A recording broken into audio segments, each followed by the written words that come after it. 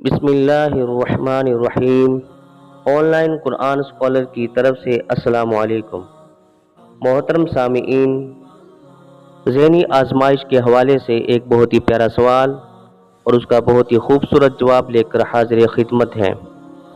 سوال یہ ہے کہ وہ کون سے دو درخت جن کی شاخوں کو کاٹو تو پانی نکلتا ہے، ایک شاخ کو دوسری شاخ پر رگڑو تو آگ نکلتی ہے۔ اس کوشچن کی ڈیٹیل اور اس کا آنسر بتانے سے پہلے آپ سے ریکویسٹ ہے کہ ہمارے channel on line Quran scholar کو سبسکرائب کریں، کیونکہ ذہنی آزمائش کے آج کے سوال اور اس کے جواب کو قرآن کریم کی سورہ یاسین سے لیا گیا ہے۔ اس لیے کمنٹ باکس میں اپنی رائے کا اظہار کریں اور اس ویڈیو کو صدقہ جاریہ کی نیت سے آگے زیادہ سے زیادہ شیئر کریں۔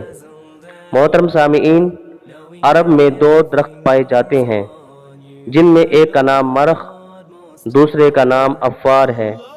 دونوں کی شاخوں کو کاٹو تو پانی نکلتا ہے، اور اگر ایک شاخ کو دوسری شاخ پر رگڑو تو آگ نکلتی ہے۔ خدا تعالیٰ کی کمال قدرت ہے کہ شاخوں کا پانی آگ کو نہیں بجھاتا اور شاخوں میں پوشیدہ آگ لکڑی کو نہیں جلاتی۔ اسی کے بارے میں اللہ تعالیٰ سورہ یاسین آیت نمبر 80 میں ارشاد فرماتا ہے، الذی جعل لکم من الشجر الاخضر نارا فاذا انتم منہ توقدون۔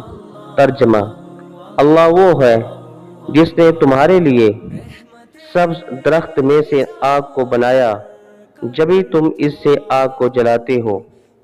محترم سامعین، علماء فرماتے ہیں اللہ نے ہر مردہ میں زندہ اور زندہ میں مردے کی خاصیت رکھ دی ہے، یعنی درخت کو پانی سے پیدا کیا، پھر آخر میں اسے ایندھن بنا کر اس سے آگ نکالی۔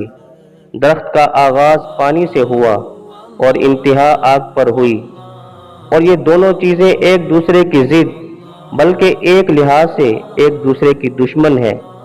آگ تھوڑی مقدار میں ہو تو پانی میں اس کا وجود ختم کر دیتا ہے، اور پانی کم مقدار میں ہو تو آگ اسے آبی بخارات ویپر کی فارم میں تبدیل کر کے اسے ختم کر دیتی ہے۔